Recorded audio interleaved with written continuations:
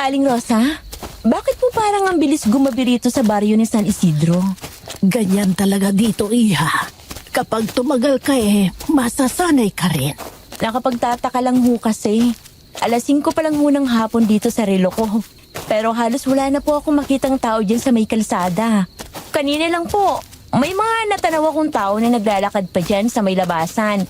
Nang sunduin niyo po ako sa terminal ng bus. May ingay pa. Mga batang naglalaro. Tapos ngayon, parang bigla na lang silang nawala lahat. Iha, unang gabi mo pa lang dito kaya kung maaari makinig ka muna. Kung may makita ka man, mas mabuti pa kung wag mo na lang pansinin. Pero Aling Rosa, nurse po ako. At trabaho kong pansinin yung mga bagay-bagay lalo na yung mga hindi normal. Paano kung may nangailangan bigla ng tulong ko? Hindi ikaw ang unang nurse na napunta rito. Opo, alam ko naman po yun. Pero hindi naman yun ang punto ko. At hindi rin ikaw ang huli. Aling Rosa, anong nangyayari? Bakit po sabay-sabay na nagsasara ang mga bahay dito? Ganon din ho ang mga ilaw nila? Kapag dumidilim na, ganyan talaga ang ginagawa namin dito sa baryo. Ho? Pero bakit po? Gabi na kasi. At mas safe ka kung mananatili ka lang sa loob. Ano pong ibig niyong sabihin? May curfew po ba dito? Wala. Narito na tayo. Magmadali ka. Kailangan na nating pumasok sa loob. Dahil may mga oras dito na hindi dapat abutan. Oo. Elena, kahit anong magyari, huwag na huwag kang lalabas kapag sumapit na ang gabi. Kahit may humingi ng tulong mo, o kahit may tumawag pa sa iyo ay huwag na huwag kang sasakot. Dahil kahit gaano ka pa kagaling na nurse, may mga bagay dito sa baryo ng San Isidro na hindi natin maipaliwanag. Pero Aling Rosa, trabaho ko po yun eh. Di ba dapat lang na tumulong ako lalo na kung kailangan nila? Kaya nga po ako na destino dito sa baryo ninyo. Iba dito kapag sumasapit na ang gabi, Elena. Ha? Paano pong iba? Ano po bang nangyayari dito kapag dumidilim na? Dahil may mga taong hindi na inaabot pa ng umaga. Aling Rosa! Aling Rosa! Nawawala ho yung pasyenteng ginamot ko rito kagabi. Nandito pa yun kanina eh. Elena, sigurado ka ba sa mga sinasabi mo, Iha? Oo. Kinausap ko pa nga siya kanina lang. Pagkatapos, tinanong ko pa nga po kung maayos na bang pakiramdam niya. Ang sabi pa nga niya sa akin, masakit pa daw po yung ulo niya. Kaya kinuhanin ko siya ng saglit ng gamot. Pero pagbalik ko, wala na siya. Elena, wala nang ibang tao sa labas kapag ganong oras. Aling Rosa, hindi ba ikaw pa nga ang nagpapasok dun sa lalaki bago tuluyang kumalat ang dilim sa labas? Walang dinalang pasyente dito kagabi, Elena.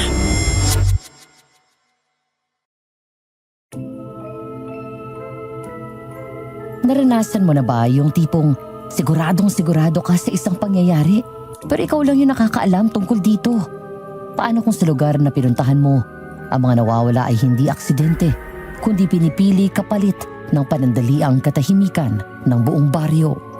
May mga lugar kasi na tahimik lang sa una, pero kapag inabutan ka ng dilim, saka mo mararamdamang hindi lahat ng katahimikan ay payapa.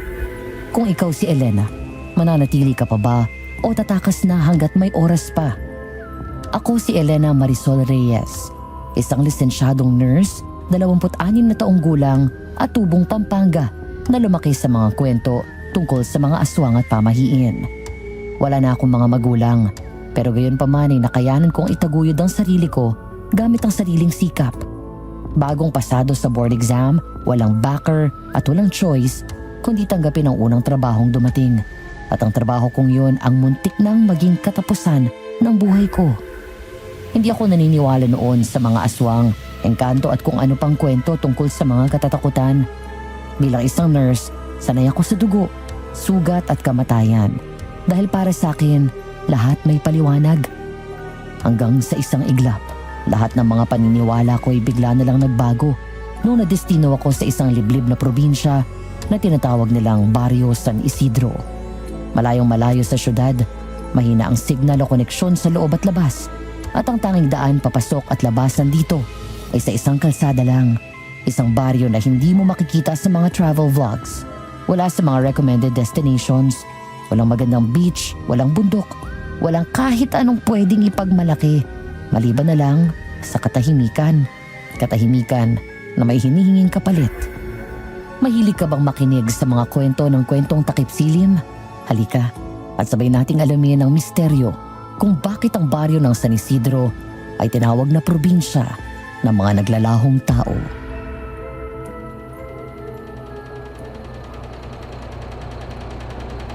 Panaginip lang siguro yon. Pero hindi eh. Kitang-kita talaga ng dalawang mata ko. Nahawakan ko pa dahil ako pa mismong gumamot sa mga natamo niyong sukat. Gising, Elena. Baka panaginip lang talaga yon at hindi ka pa naman siguro nababaliw.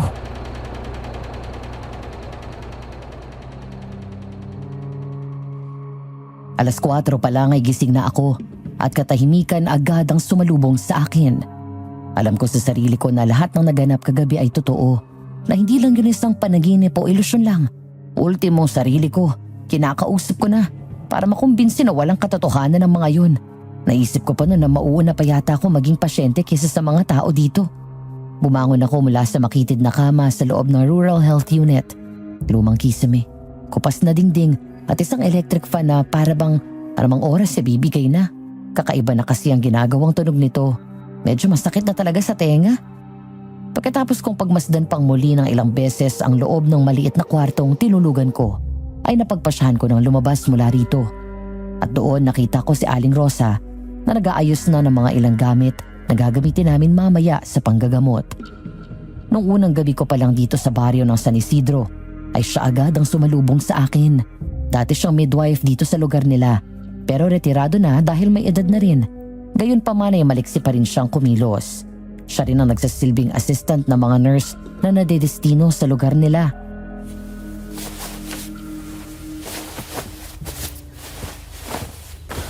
Magandang umaga po, Aling Rosa.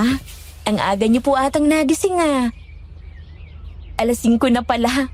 Natagalan ata akong nagmuni-muni sa loob ng kwarto. Oh, iya. Gising ka na pala. Magandang umaga din sa iyo, Elena. Mainam yan na maaga kang nagigising. Nauna lang ako ng konti sa iyo, iha. Teka. Almusal na muna tayo. Nakapagluto naman ako ng pagkain natin. Mas maganda nang may laman ang mga tiyan natin bago tayo magsimula sa trabaho. Tama ho kayo dyan, Aling Rosa. Ayaw naman nating maging lutang buong maghapon dahil lang sa hindi pagkain. Oo, kailangan natin ng lakas. Oy, kumusta naman pala ang tulog mo? Hindi ka ba namahay? Maayos naman po, Aling Rosa. Mabuti naman kung ganon. Siya, halika na at kumain na tayo. Sige ho.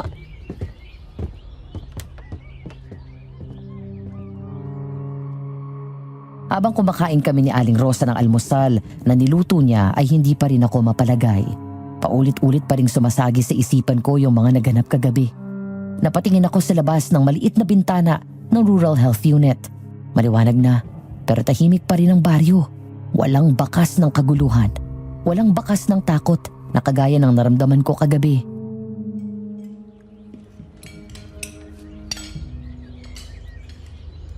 Aling Rosa, may itatanong lang po sana ako. Ano yon, iha? Yung pasyente po kagabi, yung dinala po dito bago dumilim, Anong pasyente? yung lalaki pong ginamot ko kagabi ang tinutukoy ko. Nanghihina po siya at nanginginig. Dinala po siya dito bago magsarang mga bahay. Elena, wala kang ginamot kagabi. Pero Aling Rosa, ako po mismo ang naglinis ng sugat niya. Ako po ang naglagay ng benda. Bilang isang nurse, alam ko po kung anong trabaho ang ginagawa ko at hindi yun basta maiimbento lang. Baka pagod ka lang, iha, dahil mahaba ang biyahe mo kahapon. Malayo ang Pampanga dito kaya ilang oras din ang ginugol mo sa bus papunta dito sa probinsya namin. Hindi po ako pagod, Aling Rosa. Alam ko ho ang mga sinasabi ko. Eto, paano niyo po maipaliliwanag sa akin ang mga natuyong dugo dito sa gloves? Ang mabuti pa, Iha. Maglinis ka na lang muna at magpahinga pagkatapos para may lakas ka. Dahil maya-maya lang darating na ang mga totoong pasyenteng gagamutin mo. Pasensya na po kayo, Aling Rosa. Baka nga po sa pagod at gutom ko na din kaya kung ano-ano ng mga nasasabi ko sa inyo. Ayos lang yon, Iha. Matagal tayong magsasama dito kaya ipalagay mo yung loob mo. Kung may kailangan ka, sabihan mo lang ako.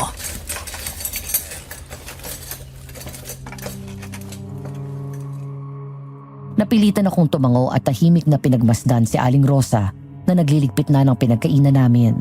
Kinuha na rin niya sa akin yung gloves na may bakas pa ng natuyong dugo at saka itinapon sa basurahan. Gusto kong maniwala sa kanya. Gusto kong paniwalaan na totoong pagod nga lang talaga ako na siguro yung gloves na yon ay ginamit na bago pa ako dumating dito. Tapos nakaligtaan lang nilang itapon. Pagtingin ko sa kama kung saan nakahiga ang pasyente na ginamot ko kagabi, malinis na yon. Ni walang bakas na may taong humiga doon. Maayos ang pagkakalagay ng puting sapin. Walang gusot. Malinis at ni walang bakas ng dugo ang makikita na para bang hindi nagamit kagabi.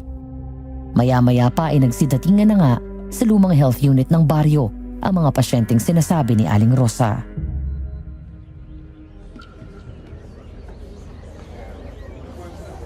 Marami-rami din palang mga gagamutin natin ngayong araw, Aling Rosa. Sandali ho, at iti-check ko muna ang mga vital signs ng mga pasyente. Sige, ako na muna bahalang mang-estima sa iba. Saka mo na lamang ako balikan kapag natapos ka na at ako na ang bahalang maglista sa mga gamot na kailangan nila. Sige ho, para agad po tayong matapos. Medyo mahaba-haba din po ang pila sa labas. Pero sa tingin ko naman, matatapos tayo kaagad. Total, maaga pa naman po. Oo, at hindi tayo pwedeng abuti ng dilim sa panggagamot, Elena.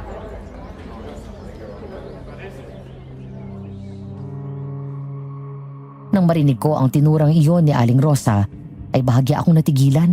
Hindi ko alam kung bakit bigla akong nakaramdam ng kaba na para bang may mga kung ano sa gabing kinatatakutan ng mga nakatira dito. Saglit ko yung kinalimutan at binigyang tuon na lang ang panggagamot sa mga taga-baryo ng San Isidro. Isa-isa kong chinek ang mga vital signs nila, pangalan para mailista sa bagong record book na hawak ko. Pahapon na noong matapos kami ni Aling Rosa sa pang-estima sa mga pasyente, kaya laking tuwa ko nang sa wakas ay makakapagpahinga na rin kami.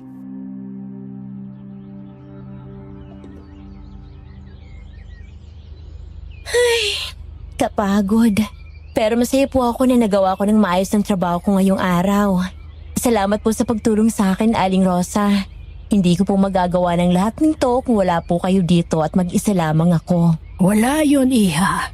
Masaya din akong natulungan ka. Minsan nga'y nami-miss ko din ang trabaho ko noon bilang isang midwife.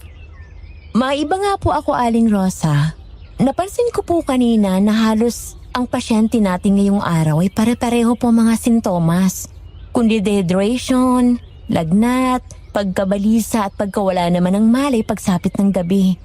Para kung may pattern ng mga sakit nila, ni hindi din sila makapagsalita at makatingin ng maayos sa akin kapag tinatanong ko sila. Normal lang yon, Iha. Dahil sa sobrang init ng lugar na ito. Halos kasi ng mga nakatira dito sa baryo namin ay ang pagtatrabaho sa bukid ang tangi nilang ikinabubuhay.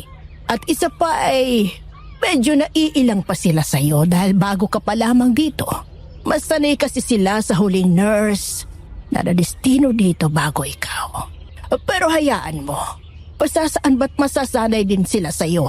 Unang araw mo pa lang naman at may mga susunod pang mga araw. Sana nga po. Matanong ko na din po, bakit wala pong doktor dito at puro nurse lang po ang kinukuha nyo? Pasensya na po pero bigla lang po kasing nasagi sa isipan ko. Akala ko nga po may doktor din po ako na madadatnan dito. Mayroon noon. Mga nurse din na kagaya mo. Ano pong nangyari at bakit nurse lang po ang mga nadidestino sa lugar ninyo ngayon? Ay nako, Iha. Kailangan ko nang umalis at baka abutin pa ako ng dilim dyan sa labas. Hindi mo na kita masasabahan ngayong gabi, Elena. Kaya bukas na lang tayo magkita ulit at kailangan ko nang umalis. Ay, ikaw na din ang bahala magsara ng health unit, ha? Siguraduhin mong nakasara ng maayos ang mga bintana at nakalak ng maayos ang pintuan. At dito ka lang sa loob, Elena. Huwag kang lalabas kapag gabi na. Teka lang ho, Aling Rosa.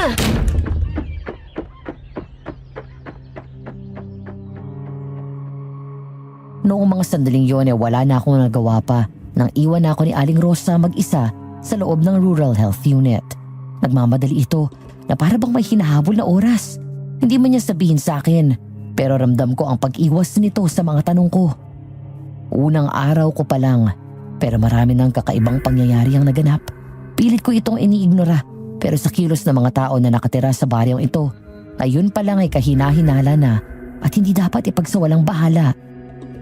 Matapos kong ayusin ang mga upuan na ginamit kanina, ay nilinis ko naman ang ibang gamit na nandito sa loob ng Rural Health Unit. May mga kahon kasi dito na kinain na ng dumi at alikabok at mga lumang gamit na tingin ko'y hindi na kailangan.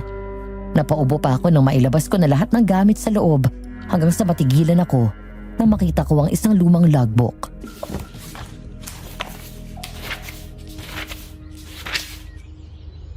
Nurse Camila D. Reyes.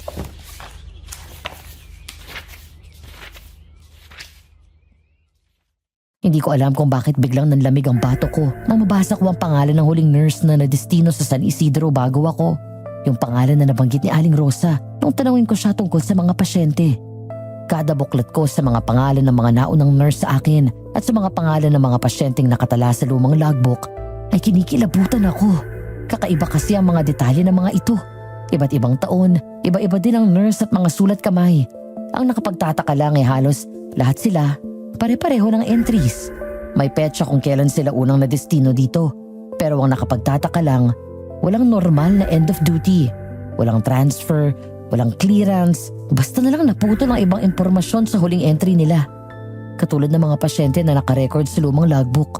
Yung mga sintomas nila ay parang kinopya lang at parehong-pareho sa mga pasyenteng ginamot ko kanina.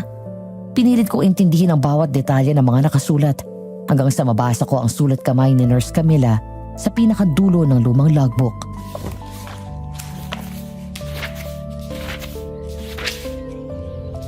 May mali sa baryong to. Kapag dumidilim na, nagbabago ang mga tao. Ang mga pasyenteng ginagamot ko tuwing umaga, hindi na nakikita kinabukasan. Sinabihan na akong huwag manghimasok, huwag magtanong, huwag lumabas ng gabi. Pero paano kung trabaho namin yan bilang nurse? Kung may makabasa man ito, huwag mong uulitin ang pagkakamali ko. Kapag tinawag ka ng baryo sa gabi, huwag kang sasagot. Aling Rosa!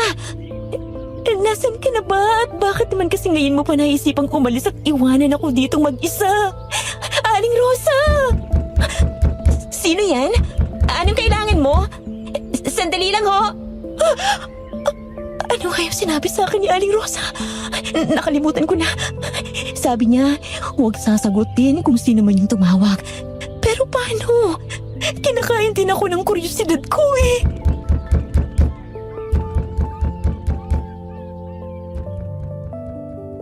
Hindi ko alam kung guni-guni ko lang ba ang nakita kong anino at ang boses na bigla na lang tumawag sa akin. Yakap-yakap ang lumang logbook. Unti-unti kong nilapitan ang pintuan.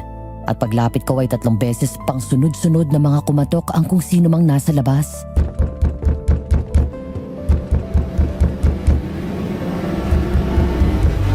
Magandang hapon siya, Nurse Elena.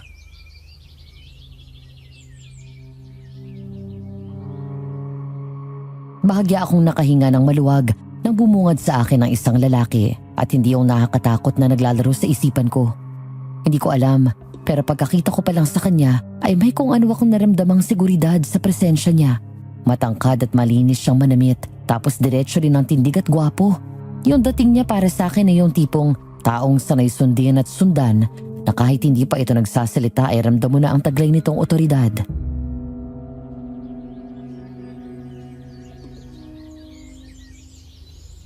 Magandang hapon din po. Sino po kayo? Anong kailangan niyo sa akin? Ako si Basilio Cruz, kapitan ng Barrio San Isidro. Kayo po pala ang kapitan dito. Pasensya na po at nagulat lang ako. Unang araw niyo dito, hindi ba? Nabalitaan ko din na maayos ang panggagamot ninyo kanina sa mga pasyente. Kaya naman nagpapasalamat ang baryo. Opo, kararating ko lang po kahapon. At saka, wala ho yun. Ginagawa ko lang naman pong tungkulin ko.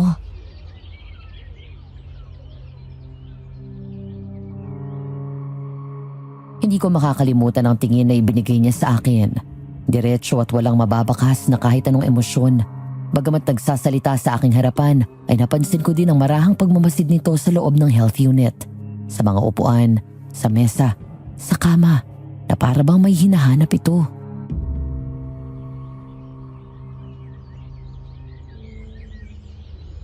Maaga kayong natapos Ay, opo.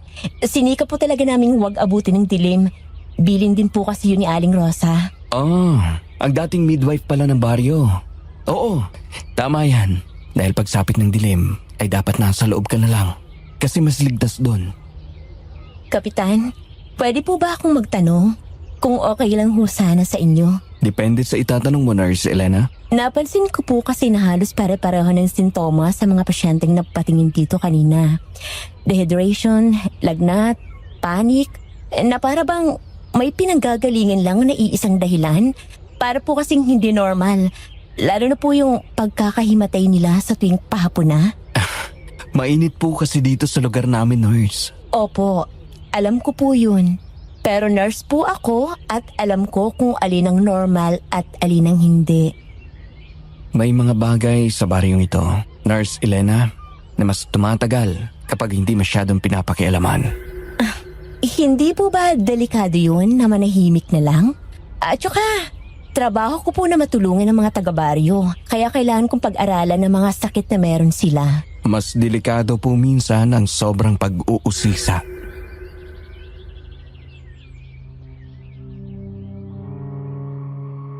Biglang nanlamig ang sikmura ko nang sabihin niyo ni Kapitan Basilio. Lalo pa nang mapatingin ako sa mga mata nito. Kahit kasi nakangiti siya at malumanay ang pagkakasabi niya, meron akong kaba na naramdaman. Lalo na nang mapatitig ako sa kulay ng mga mata nitong wala kahit anong mababakas na emosyon. Mahabang katahimikan ang namagitan sa aming dalawa noon, na para bang napipi ako bigla at hindi na mahanap pa ang boses ko.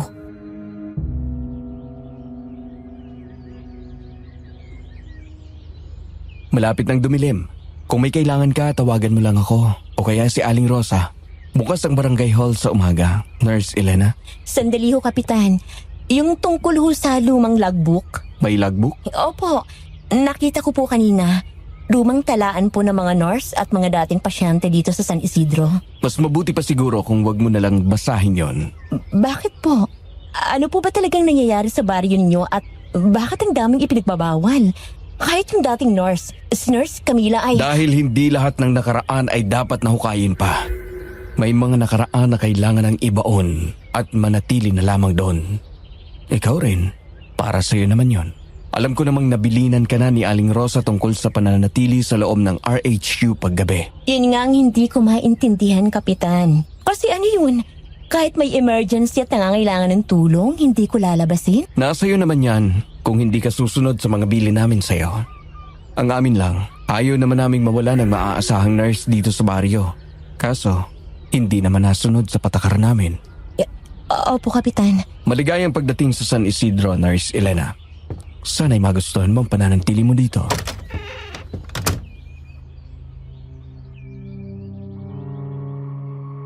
Pagkaalis ni Kapitan Basilio ay doon pa lamang ako nakahinga ng maluwag. Para akong nanlambot bigla. Naiwan akong napaupo na lang sa gitna ng sahig ng health unit. Saka napatingin sa lumang logbook na hindi ko na malayang nabitawan ko din pala.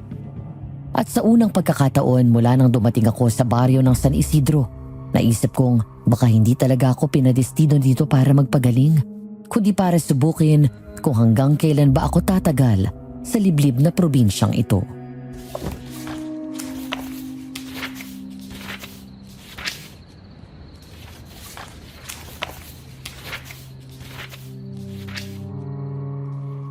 Hindi ko alam kung ilang beses ko nang binasa at buklatin ang bawat pahina ng lumang logbook pero wala pa ring pagbabago.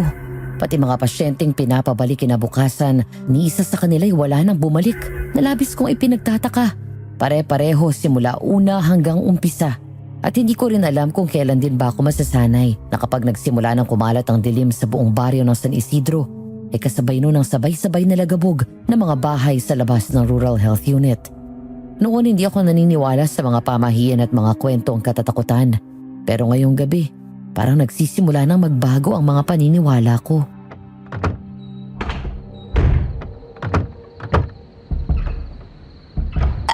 Alas 6. Alas 6 na naman. Ano bang meron sa'yo, San Isidro? Bakit sa tuwing sumasapit ng gabi, biglang mananahimik na yung paligid? Tapos, parang kailangan mo pang sabayan yung mga paglalak nila ng pinto. Nurse Elena, tulungan mo ako. Sino ka? At anong nangyari sa'yo? Nurse Camila, iyon ang pangalan ko. Ikaw yun? Pero, paano? Anong ginagawa mo dito? Saan ka pupunta? Huwag na huwag kang magtatangkang buksan yung pinto. Pero nurse ka din katulad ko at trabaho natin to. Trabaho nating tumulong. Kailangan nila tayo. Kailangan nilang tulong natin, Nurse Camila. Bakit pa tayo nandito kung magbibingi-bingihan lang tayo sa hinaing ng baryong to? Yung mga sigaw sa labas, mga boses na hirap, humihingi ng tulong. Paano yung... Hindi lahat ng humihingi ng tulong ay dapat tulungan, Elena. Ano yun? Ano yung pumapagaspas sa itaas ng bubong? May napili na naman sila at hindi na muli nito masisilayan pang umaga. Ano bang sinasabi mo? Anong napili? Takbo, Elena! Takbo! Hindi! Hindi ito totoo! Hindi! Hindi! Hindi ito totoo! Diyos ko!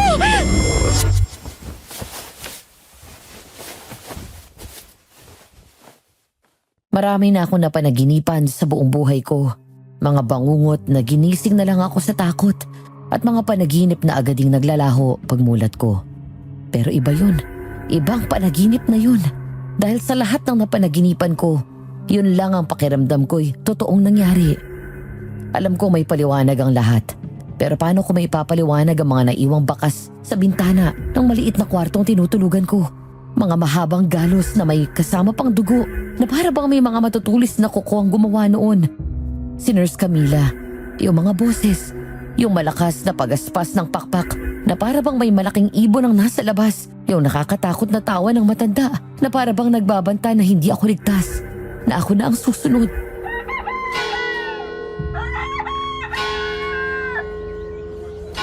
Aling Rosa, akala ko ba sa tuwing sasapit ang linggo ay dapat lahat ng mga taga-baryo ay magsisimba? Pero bakit mukhang konti lang ho atang mga dumalo sa misa ngayon? Hindi naman kasi lahat ng taga-baryo ay kayang dumalo sa misa. Yung iba kasi ay kahit linggo, mag-aabala sa mga gawain at paghahanap buhay. Kabilang na po ba doon yung mga taong may sakit? Niisip po kasi sa kanila, wala nang bumalik para sa follow-up check-up nila. Ganito na din po ba noon ang ginagawa ng mga pasyente ng mga naunang nurse bago ako? Ay, oo. Hindi na sila bumabalik kaya hindi na bago sa akin kung nangyari na naman ito ngayon. At isa pa, Aling Rosa, napansin ko pong pare-pareho sila ng sintomas. Kada sasapit na yung hapon, nagiging balisa na sila. Ang mabuti pa, Elena, bumalik na tayo sa health unit. Mainit na din ang tama ng araw sa balat. Hindi ka na makakapaglibot pa. Mauna na po kayo, Aling Rosa. Magpapaiwan na po muna ako dito. Gusto ko munang makilala ang iba pang mga taga-baryo. Ay, sabay na tayong umuwi, Elena. Bibili lang ako ng kandila, iha, at babalik din kaagad ako. Sige ho, Aling Rosa. Hintayin na lang po kita dito. O siya, madali lang naman ito.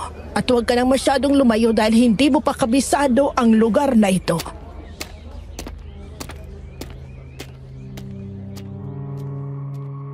Pagkaalis ni Aling Rosa ay nanatili lang ako sa may gilid ng simbahan habang isa-isang umalis ang mga tao.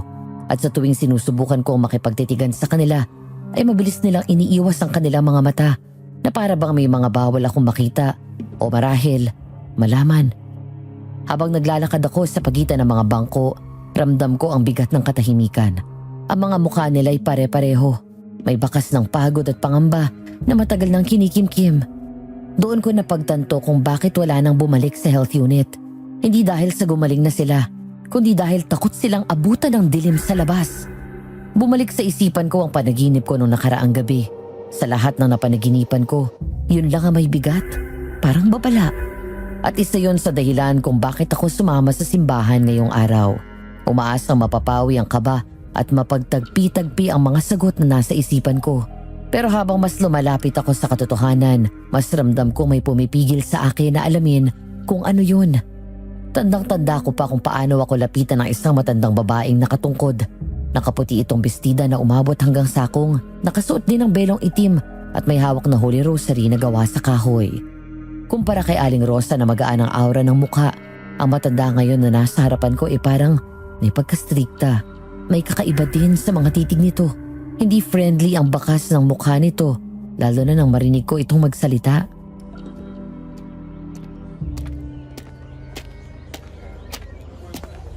Narinig kong pinag-usapan niyo ni Rosa kanina, Iha.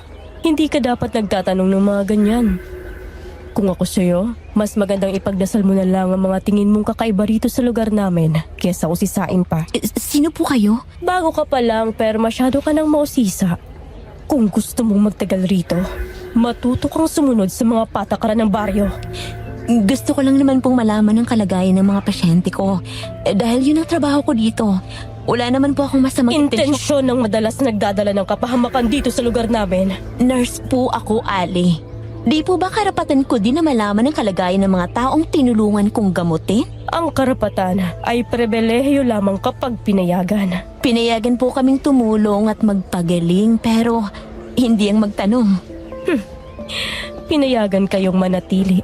Hanggang doon lang. Pilar, tama na. Huwag mo namang takutin ang bata. Kayo lang naman lagi ang maraming sinasabi, Rosa. Lalo na sa mga bago. Hindi ganon yon, Pilar. Ay nako, kahit ano pong sabihin mo, Rosa, mali pa din ang hindi sumunod. Kaya kung gusto mong magtagal dito, Iha, makinig ka.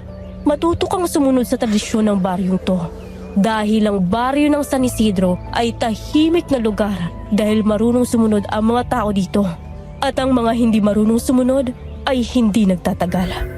Huwag kang mag-usisa, huwag kang makialam. At higit sa lahat, huwag mong guluhin ang matagal ng kasunduan. Kasunduan? Ano pong ibig niyong sabihin, Aling Rosa? Hindi para sa iyo ang sagot na yan, Iha. May mga nurse din na nauna sa iyo. Mas matapang, mas mausisa, mas maraming tanong. Nasa na sila ngayon? Elena, halika na. Umalis na tayo. Pero Aling Rosa,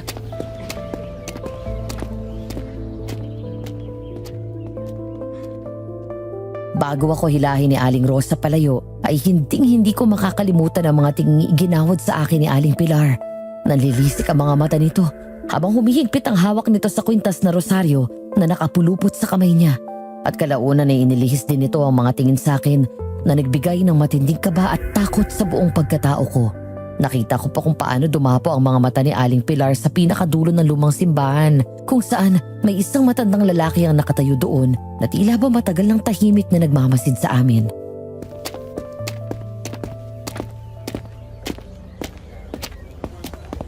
Pagpasensyahan mo na sana si Pilar, Iha. Ganun na talagang ugali doon kahit pa sa mga naunang nurse na dumating dito. ayos lang ho, Aling Rosa. May mga naka-encounter na po akong gano'n ang ugali. Tungkol nga po pala sa nabanggit niya pong kasunduan at yung mga nurse na nauna po sa akin. Ano po ba talagang nangyari sa kanila, Aling Rosa? Nasaan na po sila ngayon? Yung mga pasyente, bakit wala nang bumalik? Yung mga nurse na bigla na lang naglaho. Ha, Iha. Hindi lahat ng katotohanan ay kailangan mong malaman. Mas ligtas kung wala kang masyadong alam. Aling Rosa, kung may sakit, hindi ho ba kailangan gamutin? At kung may nawawala, kailangan pong hanapin. Gaya ng mga katotohanan na pilit yung tinatago sa akin. At papaano kung sa paghahanap mo ay ikaw ang pinili nilang maging kapalit?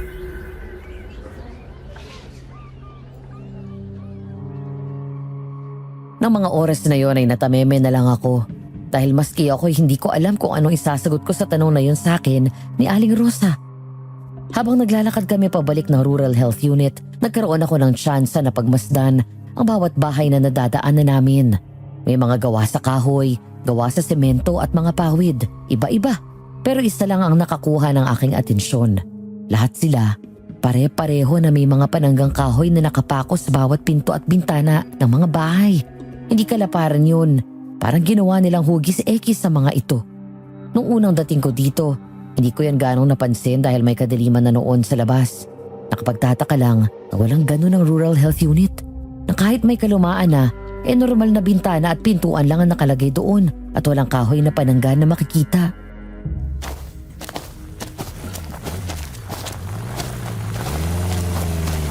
Magandang araw ho, Aling Rosa at Nurse Elena. Mukhang galing kayo ng simbahan Babalik na po ba kayo sa health unit? Kung gusto niyo ay ihatid ko na kayo. Kakasya naman po kayo dito sa motorsiklo ko. Magandang araw din, Kapitan Basilio. Kagagaling lang nga namin magsimba ni Elena. Kung gusto ni Elena ay siya na muna ang isabay mo pa uwi at magpapaiwan na muna ako dito. Pupunta pa kasi ako ng Talipapa para bumili ng mga sangkap para sa lulutuin namin pagkain babaya. Yun ay kung gusto niyo lang man ho. Sumabay ka na, Iha. Mas mapapanatag ako kung si Kapitan Basilio ang kasama po. Sige ho, Aling Rosa. Kapitan, sasabay na po ako sa inyo pa uwi kung hindi po ako nakakaabala sa inyo. Naku, walang abala, Nurse Elena. Mahirap maglakad dito lalo na kapag maghahapon Hindi rin ligtas para sa'yo. Malayo-layo rin ang lalakarin mo at baka abutan ka pa ng dilim sa labas. Salamat po. Kapitan, matagal na po ba kayo nakatira dito sa San Isidro?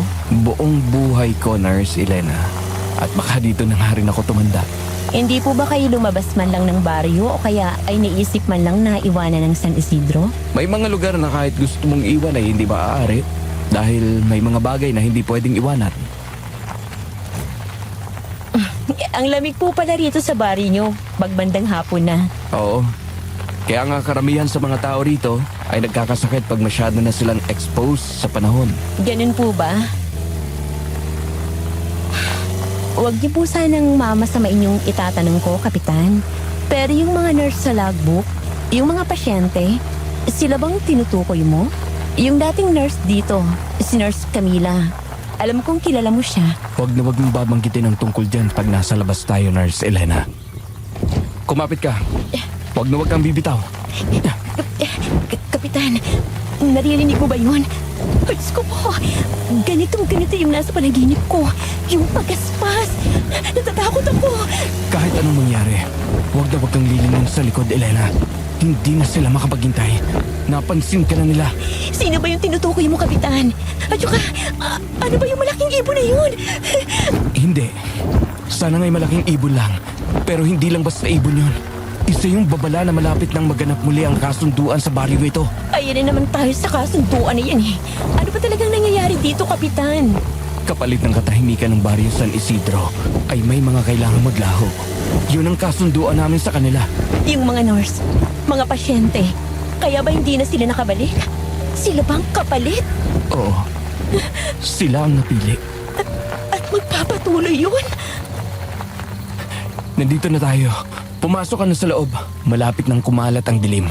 Huwag ka na ding lalabas sa gabi, Elena. At mas lalo na kung may tumawag sa'yo at manghingi ng tulong. Nurse ako, Kapitan. Hindi ko kayang magbingi-bingihan lalo na kung may nangangailangan ng tulong ko. Sa loob ligtas ka, Nurse Elena. Pero hanggang kailan? Paano kung ako naman? Hanggat nandito ako, sisiguraduhin kong walang mangyayaring masama sa'yo.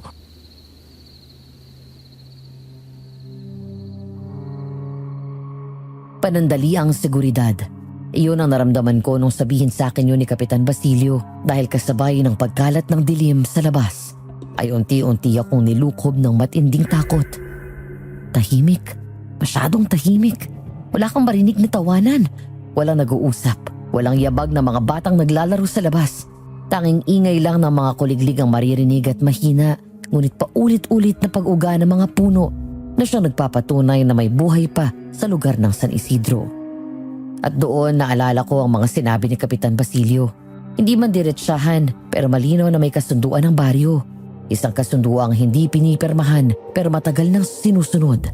Isang kasunduang hindi ipinagdiriwang kundi kinatatakutan. Na hindi pala basta simpleng tradisyon ang kanilang sinusunod kundi isang sapilitang pananahimik. At kapalit ng katahimikan, may naglalaho.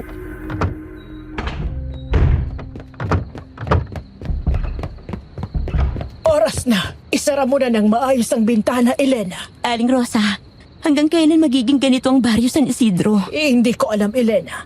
Hanggat marunong kaming sumunod sa tradisyon, magiging ligtas at tahimik ang baryo. Pero hindi ang mga tao, Aling Rosa. Kahit ako, ikaw, paano kung isang araw maglaho din tayo kagaya ng mga nauna?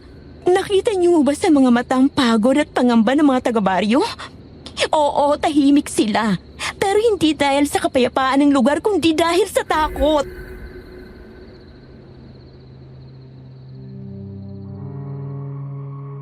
Hindi ako sinagot ni Aling Rosa.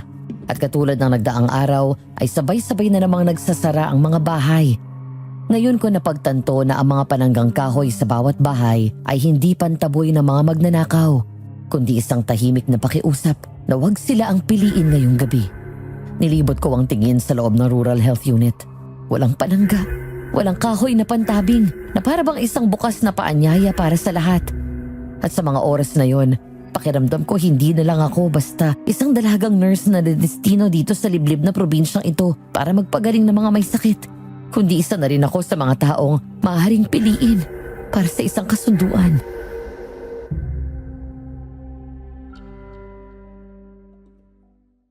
Dumating na nga ang kinatatakutan kong mangyari na isa sa amin ni Aling Rosa ang mapahamak. Nagising ako sa walang tigil na kahol ng mga aso sa labas. Mga kaluskos at tiyabag na nagbibigay ng ingay sa loob ng Rural Health Unit. At sa kailaliman ng gabi, ang nakakabinging sigaw ni Aling Rosa na humihingi ng tulong ang siyang nagpatindi ng takot sa aking puso.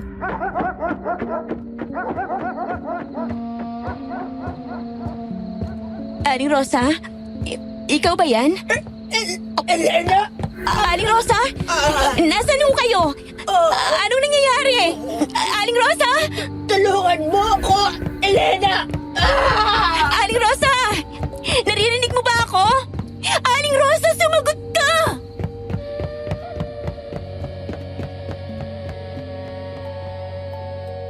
Nilibot ko na ang loob ng kwarto na tinutulugan ni Aling Rosa pero hindi ko siya nakita. Hanggang sa dalhin ako ng mga paa ko sa maliit na kusina ng health unit. Doon nakita ko sa sahig ang mga patak ng dugo. Mga bakas na parang may hinila palabas ng maliit na pintuan ng kusina na papunta sa likod ng health unit. May takot pang daladala ay sinundan ko ang mga bakas na yun. Hanggang sa makalabas ako at bumungad sa akin ng masukal na daan papasok sa kagubatan. Sa tulong ng liwanag ng buwan, may nakita akong isang matandang lalaki na patakbong pumasok doon. Sa kagustuhan kong mahabol ito, natigilan ako dahil sa kaba, takot at gulat nang may biglang humila sa braso ko.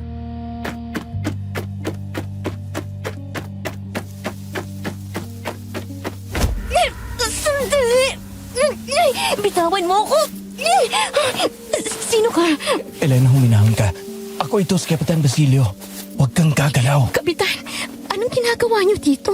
Ako dapat ang nagtatanong sa'yo niyan. Bakit ka lumabas ng health unit? Hindi ba't binili na kita na wag kang lalabas ng mga ganitong oras? Pero Kapitan, si Aling Rosa nawawala siya at humihingi ng tulong. Hinaan mong boses mo, Elena. Nasa malapit lang siya. Baka mapansin niya tayo. Sino bang tinutukoy mo?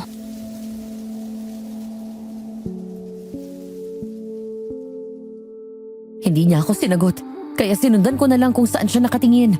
Mula sa matataas na damo na pinagtataguan namin, nung hilahin niya ako, ay nakita ko mismo ng harapan ang matandang lalaki na nais kong sundan kanina. Payat, bahagyang kuba. Parehong-pareho ng matandang lalaki na tinitigan ni Aling Pilar sa dulo ng simbahan. Nagpalingali nga ito at mukhang nagmamadali.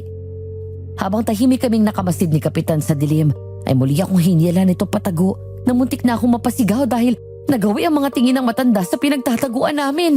Laking pasasalamat ko na lang talaga at hindi niya kami napansin.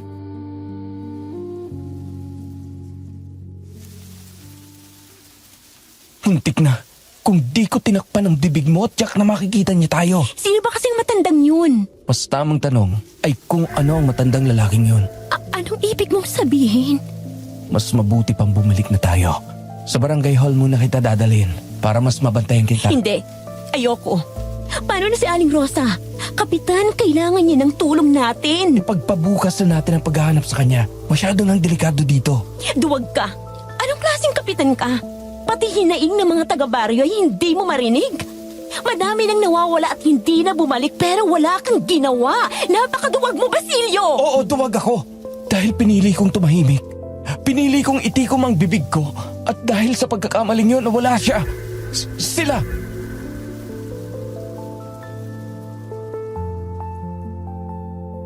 Sa unang pagkakataon, nakita ko sa mga mata niya ang pagod. Sakit na pilit nitong ikinubli sa mahabang panahon.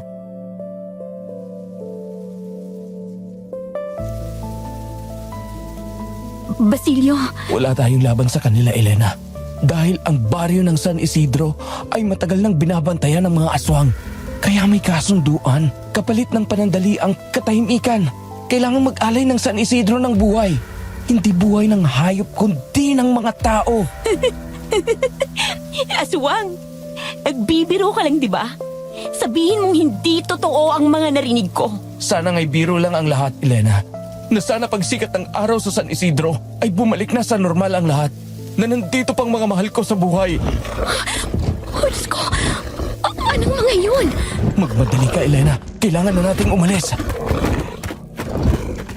Hindi ko na namalayan kung ilang beses ako natisod habang tumatakbo kami ni Basilio. Ang masukal na gubat na aming pinasukan ay tila buhay. Humihinga. Nagmamasid sa bawat galaw namin at handang umatake anumang oras. Kapitan! May umahabol sa atin! Narinig mo ba yun? Tumakbo ka lang, Elena. Huwag kang lilingon sa kanila. Hindi to totoo! Hindi totoo to! Oh, Diyos ko! May kumakalbot sa mga puno! Huwag kang hihinto. Kumapit ka lang sa akin. Dito. Hinila ako ni Basilio papasok sa pagitan ng dalawang malalaking bato. Halos gumapang kami pababa hanggang sa maramdaman ko ang malamig na lupa sa ilalim ng palad ko. Elena, kahit anong marinig mo, huwag kang gagalaw. Kapitan! Nandiyan na sila! Natatakot ako. Ito na bang magiging katapusan natin? Para silang mga hayop na nakawala sa hawla tapos ngayon parang gutom na gutom. Kung may kasunduan, bakit kailangan pa nilang maghabol at lumabas sa gabi? Dahil minsan, hindi sapat ang alay, Elena. Hindi mapupunan ng isa, dalawa o tatlong alay ang gutom nila. Katulad ng nangyari sa kanila. Anong ibig mong sabihin? Sinong nila ang tinutukoy mo? Ang kapatid ko at ang asawa niya. Pareho silang napili. Kasama ang taong mahal ko. Kaya mo ba ako binabantayan? Hindi ko nahahayaang may madagdagan pa sa mga naging biktima nila, Elena. Hindi ko nahahayaang maulit ang nakaraan. Sa gitna ng panganib, hindi ko na napigilan ang sarili kong yakapin si Kapitan. Dala na rin siguro ng matinding lungkot at awa sa nangyari sa pamilya nito. Makakaalis tayo ng buhay dito, Kapitan. May tiwala ako sa iyo. Basta huwag kang lumayo, Elena. Dito ka lang sa tabi ko at higpitan mo ang kapit sa mga kamay ko.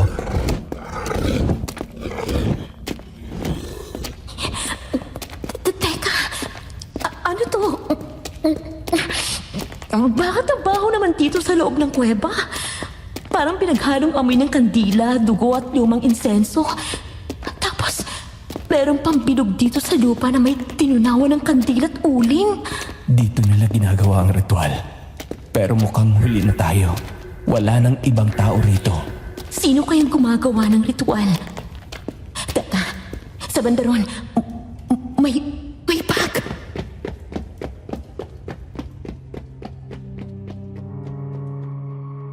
Patakbo kong nilapitan ng isang lumang bag na nakita ko.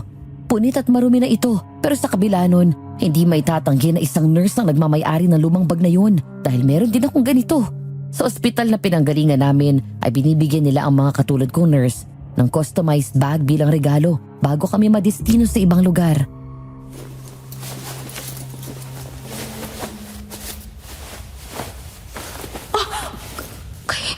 Kay Nurse Camila to. Sigurado ko. Oo, dahil meron din akong ganitong klaseng customized bag. At saka tingnan mo, nakalagay din ang pangalan niya. Camila. Buhay pa kaya siya? Hindi ko alam. Pero kung may mga gamit siyang naiwan dito, baka gusto niyang may makaalam kung sakali mabuhay pa siya. Teka, ano tong nakasulat sa bato? Mukhang eto yung mga binabanggit nila habang nagsasagawa ng ritual. Liwanag at dilim, dugo at buhay, pakinggan ang aming daing. Sa banal na kasunduan, katahimikan ay mananatili. Ang pinili ay darating, ang pinili ay kukunin. Tanggapin ang alay, tanggapin ang buhay, tanggapin ang pinili. Sa aming paghinga, kayo'y mabubuhay. Sa aming dugo, kayo'y mananatili. Ay, Diyos ko. Oras na para umalis, Elena. Malapit na silang bumalik. Malapit nang magbukang liwayway. Tapos na silang pumili sa labas.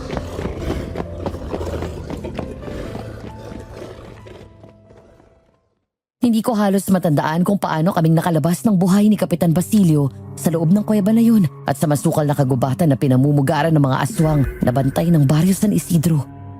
Pagkatapos ng nangyari ng gabing yun, ay doon ko napagtanto na hindi na ako isang simpleng nurse lang sa baryo ng San Isidro, kundi isa na rin akong posibleng alay na nanganganib na hindi na masilayan pa ang liwanag.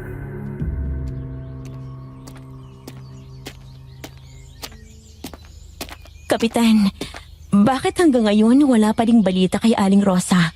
Napakaliit lang ng baryong to at higit sa lahat, kilalang midwife si Aling Rosa. Imposibleng hindi nila siya nakita. Nurse Elena, huminahon ka muna. Ginagawa naman na namin ang lahat ng makakaya namin para mahanap si Aling Rosa. Kinagawa o pinabayaan?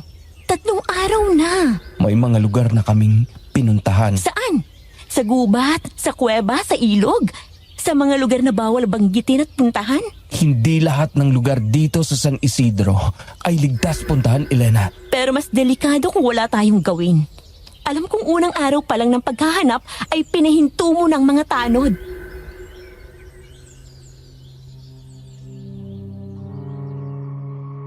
Tatlong araw na ang lumipas simula nang mawala si Aling Rosa. 3 umaga na akong gumigising at umaasang may makikita akong bakas niya sa pintuan ng Rural Health Unit. Isang palatandaan na buhay pa siya. Pero sa bawat paglipas ng oras, mas lalong lumalalim ang katahimikan ng San Isidro. Isang katahimikang hindi nagbibigay ginhawa, kundi takot at pangamba sa mga nakatira dito. Sa loob ng barangay hall, nagtipo ng mga taga-baryo. Ramdam ko ang tensyon sa paligid. Hindi lang sa pagitan naming dalawa ni Kapitan Basilio, kundi sa buong kwarto. Para bang lahat may gustong sabihin pero mas pinili na lang ang manahimik.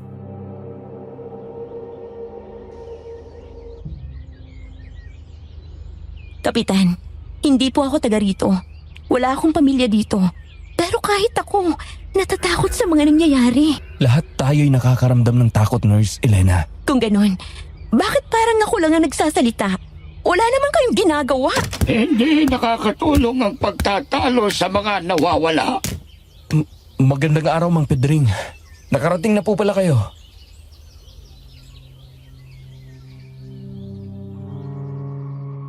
Pumasok ang isang matandang lalaki. Mabagal ang bawat hakbang nito. May tungkod sa kaliwang kamay. Payat. Medyo nakaungos ang likod. Ng mga sandaling yun ay binundol ako ng matinding kaba nang maalala ko ang matandang lalaking nakita ko sa simbahan at yung matandang lalaking pumasok sa loob ng kagubatan. Hindi ko gaanong nakita ang mukha nila. Pero bakit pakiramdam ko, iisang tao lang sila.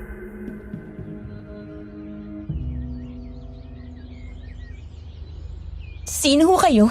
Ako si Pedre, ang albularyo sa lugar na ito. Nakahanda na po ang lahat, Mang Pedring. Naghihintay na po ang ibang taga-baryo sa harap ng lumang simbahan. Mabuti at nakahanda na pala ang lahat. Ano pong meron? Ano pong gagawin natin? Magtiwala ka lang sa amin, Elena. Malaki ang maitutulong sa atin ni Mang Pedring sa paghahanap kay Aling Rosa. Huwag mo siyang masyadong pilitin, Basilio. Wala tayong magagawa kung kaya niyang maniwala sa atin. Naniniwala po ako sa inyo. Pasensya na po. Gusto ko lang po talagang mahanap na si Aling Rosa.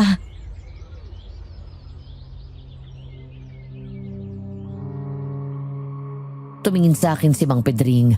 Hindi naman siya galit, pero hindi rin maamo ang mukha niya. May kakaiba sa titig nito na nagpatindig ng mga balahibo ko sa katawan. May kung ano sa mga mata niya na hindi ko mawari. Pero isla nga sigurado ko, ang mga tingin niyang yun ay walang hatid na katahimikan.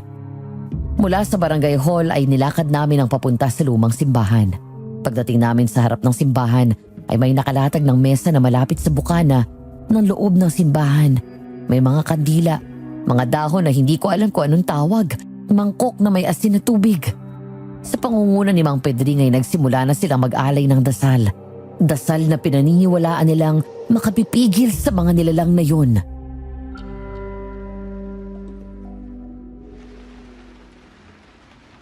Kapitan, sa tingin mo po, gagana po ba itong ginagawa natin? Kailangan nating magtiwala, Nurse Elena. Sa lupaing ito, kami sinilang. At sa lupaing ito, kami mananatili. Per sanguinem, terre, per osa, anticorum. Kapitan Basilio! Huwag mo silang pansinin, Elena. Magpatuloy ka. Sumabay ka lang sa dasal. Kami humihiling ng katahimikan, hindi kaguluhan.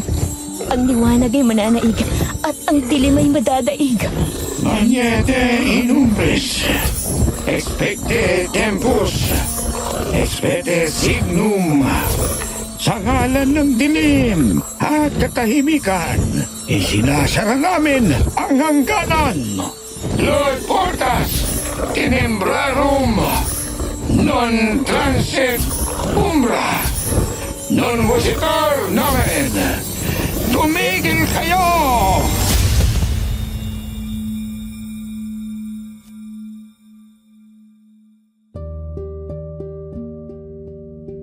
Biglang nanahimik ang lahat. Kahit ang hangin tila tumigil din. Ang mga nakakatakot na tunog kanina ay bigla ring huminto at naglaho. Nang tingnan ko ang mga taga-baryo, lalong humigpit ang hawak nila sa kani-kanilang mga rosaryo. Ang mabigat na aura kanina ay hindi mo na makikita sa mga mukha nila. At sa unang pagkakataon nang mapadako ang tingin ko kay Aling Pilar, na ang kaninang takot, pangamba na nakita ko sa mga mata nitong singtalim ng kutsilyo kung gawaran ako ng tingin, bigla na lang lahat naglaho at napalitan ng kapayapaan. Ang mga batang nagtatago sa mga magulang nila kanina, ngayon ay malaya na at naglalaro at nagtatakbuhan.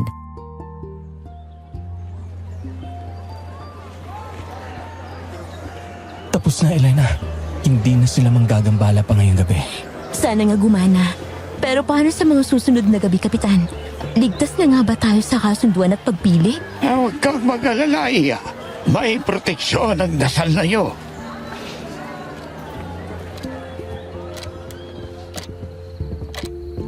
Dito ka na muna magpalipas ng gabi, Elena, habang inaayos pa ang mga ibang nasirang gamit sa Rural Health Unit. Nasa loob na din ng silid ang mga gamit mo. Masyadong maraming nangyari ngayong umaga. Kaya maiwan na muna kita para makapagpahinga ka na din. Salamat, Kapitan Basilio.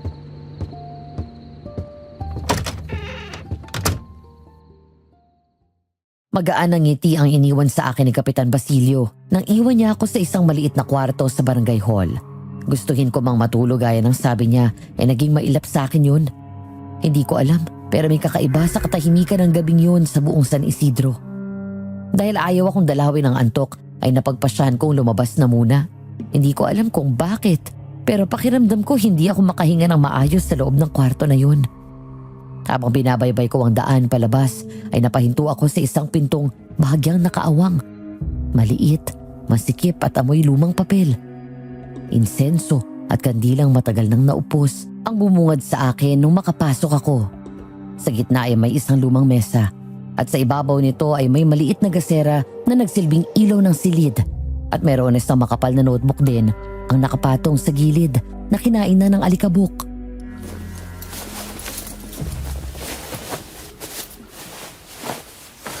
Ano to? May mga pangalan na. Oh, Diyos ko. Pangalan ito ng mga naglahong tao. Bakit may ganito dito? Rosa, Camilla. Ano ibig sabihin ito? Bakit may pulang guhit sa pangalan Nurse Camilla? Pero yung kay Aling Rosa, itim naman. Anong ginagawa mo dito, Elena? Kapitan, Mang Pedring? Nakita mo na pala ang listahan ng mga binabantayan. Binabantayan? Anong ibig niyong sabihin? Hindi aksidente ang lahat, Iha. Lahat ng mga inaalay ay mga pinili na. Pero may sinusundang schedule. May petsa kung kailan matitigil ang pagbabantay. At sa oras na matigil yon, ay oras na para sa itinakdang kasunduan at alay.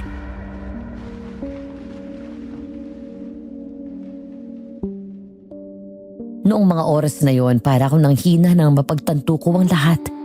Ang dasal na naganap ay hindi para sa proteksyon, kundi para sa isang kumpirmasyong patuloy silang maghihintay. Maghihintay ng tamang oras para sa susunod na napili. Nanginig ako sa takot nang balingan ko ng tingin si Kapitan Basilio at bigla sumagi sa isip ko ang lahat ng ginawa nitong pagbabantay sa akin simula umpisa hanggang ngayon.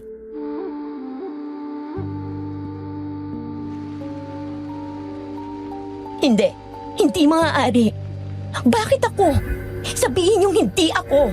Bakit kasama ang pangalan ko sa listahan? Bakit ako nandito? Sino bang gumawa nito?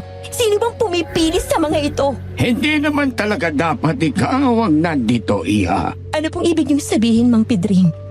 Kung hindi ako, sino? Ang orihinal, bago ikaw. Anong ibig niyong sabihin?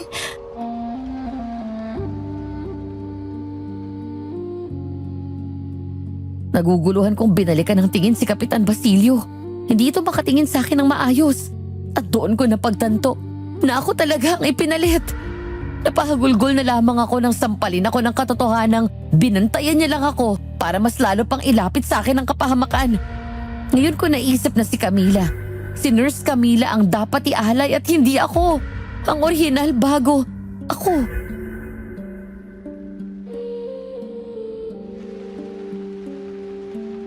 Buhay siya at alam mo. May mga alay na hindi agad namamatay. May mga kinukuha para sa iba. Kinukuha para sa iba? Hindi ko ginusto ito, Elena. Pero kailangan. Bakit? Bakit kayo nakipagkasundo sa mga nilalang na yon? Paano nakayanan ng mga konsensya ninyo ang mga taong naglaho? Ang mga buhay na nawala kapalit ng katahimikan. Katahimikang habang buhay niyong pagbabayaran. Dahil yon ang tanging paraan para sa kaligtasan ng lahat. Kaligtasan?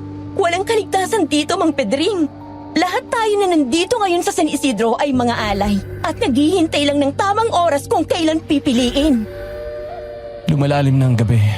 Ihahatid na kita sa silid mo, Nurse Elena.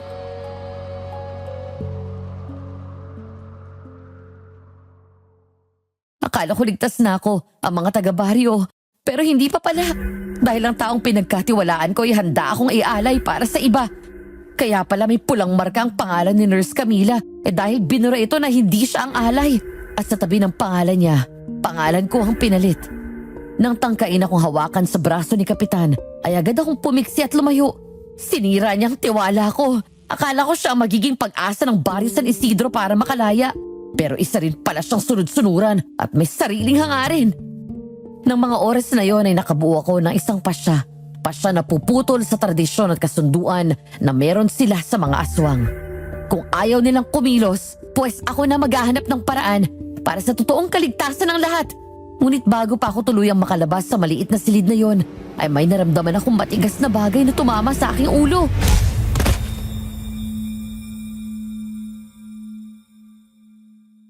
Nagising ako sa marahang bulong at tapik sa mukha ko. Masakit ang buong katawan ko lalo na ang likod ng ulo ko. May matigas na bagay ang humampas sa akin at hindi ko alam kung sino may gawa sa akin noon. Medyo nahihilo pa ako nang marinig ko na naman ang boses na yun. At doon ko lang napansin nang pagmasdan ko ang paligid na nakatali ako sa isang malaking bato sa loob ng kuweba. Ang kuweba na pinuntahan namin noon ni Kapitan Basilio.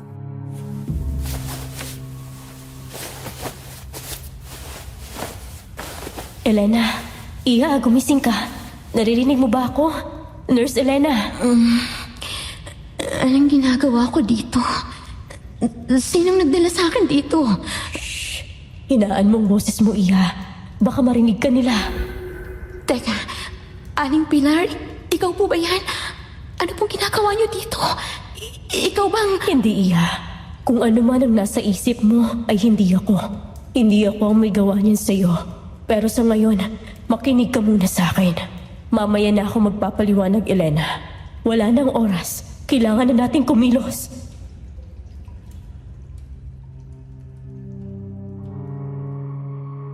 Hindi ko alam kung ano nangyayari.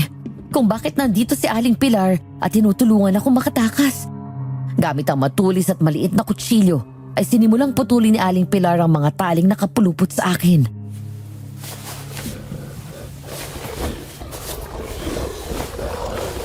Oh, Diyos ko! Ang mga tunog na yun, nandito ba tayo sa kuta ng mga aswang, Aling Pilar? Mamaya ka na magtanong, Elena.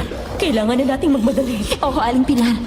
Huwag na huwag kang gagawa ng kung anong ingay para hindi nila tayo mapansin. Kung ano man ang nakikita mo, tiisin mo lang, Elena. Kayanin mo hanggang sa makalabas tayo pareho sa lugar na to. Oh, Diyos ko. Panginoon, tulungan niyo po kami. Kayo na pong bahala sa amin. Huwag niyo po kaming pababayaan.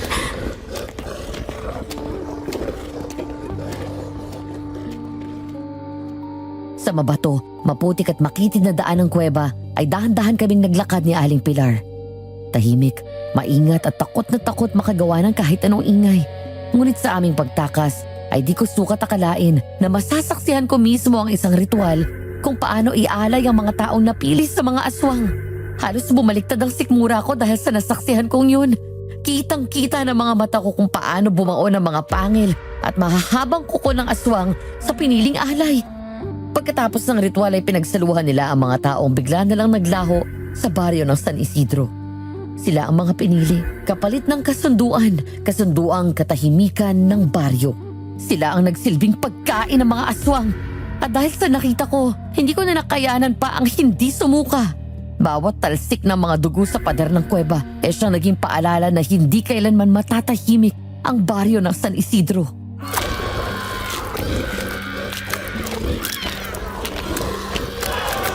Elena, kapag sinabi kong tumakbo ka na. Huwag ka nang lilingon pa. Basta diretsyo lang, huwag kang titigil hanggat hindi mo nakikita ang liwanag palabas. Bakit niyo po ako tinutulungan, Aling Pilar? Matagal niyo na po bang alam ang tungkol sa mga alay? Oo, kaming dalawa ni Rosa.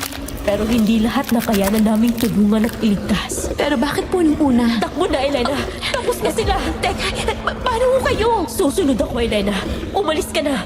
Paglabas mo ng bukana ng kuweba, sa kaliwang bahagi, sa matataas na damo, doon ka dumiretso. Sumulong ka lang kahit wala kang makitang daan. Magpatuloy ka, Elena. Huwag kang hihinto. At sa dulo nun, may naghihintay sa'yo. Alis na, Elena. Bago ka pa nila maabutan dito. Kumilos ka na. Sige po, basta ipangako niyong susunod kayo, Aling Pilar.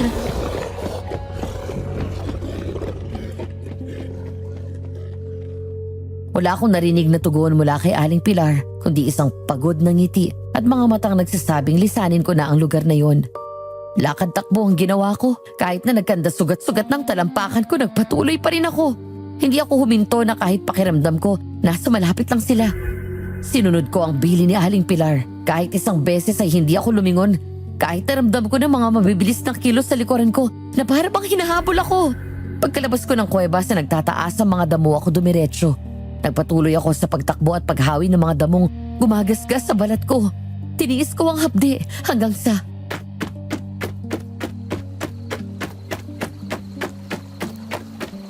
Nurse Elena, dito! Nurse Camila? Paano? Buhay ka? Oo, ako nga. Halika na bago pa nila tayo maabutan dito. Saan tayo pupunta? Si Aling Pilar, kailangan natin siyang hintayin dito, Nurse Camila. Ang sabi niya sa akin, susunod siya. Wala nang oras, Nurse Elena. Mahirap na para sa ating dalawa magtago kapag naabutan tayo ng liwanag sa daan. Saan ba tayo pupunta? Sa mga nakaligtas. Dahan-dahan lang, Nurse Elena. Medyo madulas at matutulis sa ibang bato. At baka tangayin ka ng agos. Kumapit ka na mahigit sa lubid, Elena.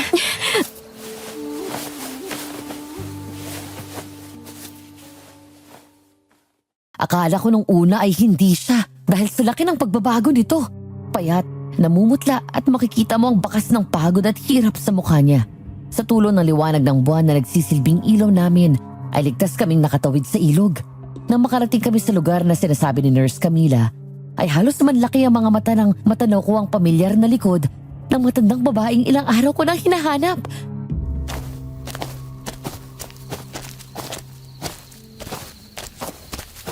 Aling Rosa! Siya nga. Pero mamaya mo nalapitan. May ginagamot pa kasi siya. Halika, Elena. Doon muna tayo. Pumasok muna tayo sa loob ng kubo. Kailangan mong magpahinga dahil hindi pa tapos ang laban natin. Paano nangyari? Paano kayo nakaligtas? At yung ibang tao sa labas? Hindi naging madali, Elena. Hindi naging madali para sa amin. Si Aling Pilar, siya ang lihim na tumulong sa amin. Katulad mo. Pero may ibang hindi nakaligtas at naging tuluyang alay.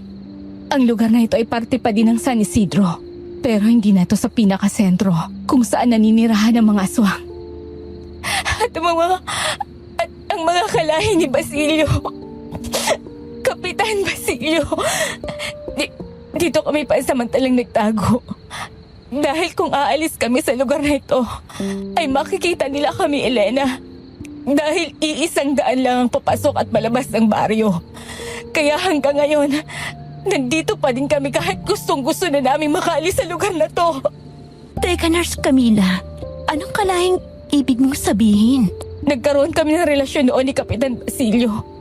Hindi pa siya kapitan ng baryo noon kundi si Mang Pitring. Bagong nurse ako na nadistino dito. Nagkakilala kaming dalawa ni Basilio.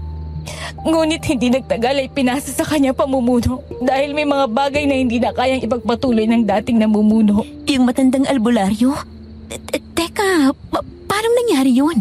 Nurse Elena, kailangan ng bagong magmamana, mamumuno at magpapatuloy ng tradisyon at kasunduan nila. Kailangan magpatuloy na mabuhay ang lahi nila. Kaya ipinasa ni Mang Pedring kay Basilio ang pamumuno.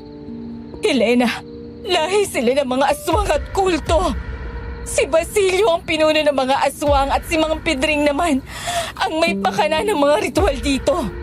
Kailangan nila ng dugo at buhay para magpatuloy ang lahi nila.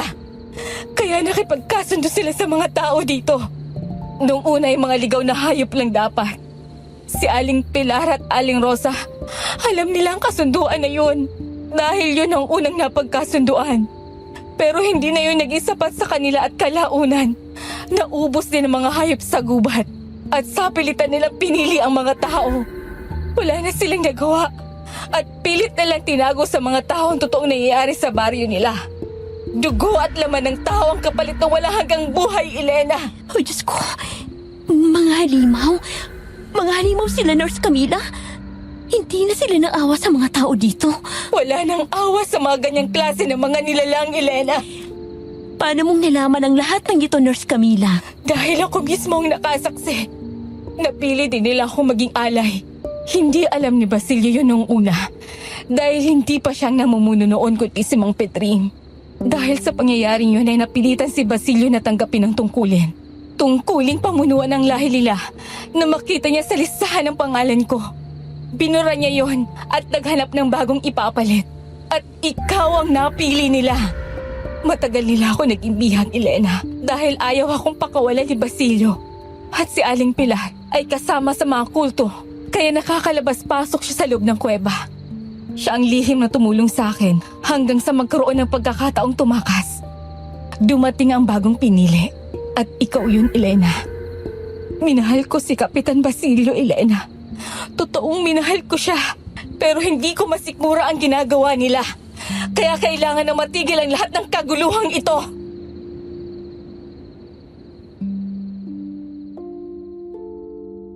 Pakiramdam ko na manhid ang buong katawan ko dahil sa mga isiniwalat ni Nurse Camila sa akin. Hindi ko halos mapaniwalaan na ang taong minsan ko nang pinagkatiwalaan ang siyang magpapahamak sa amin. Punong-puno ng impormasyon ang utak ko at pakiramdam ko anumang oras sasabog yun. Hindi ko alam kung gaano ako katagal na nakatulala at tanging pag-iyak na lang ang aking nagawa. Matinding takot ang lumukob sa puso ko dahil ako na ang susunod na nasa listahan, ang napiling alay para sa kasunduan.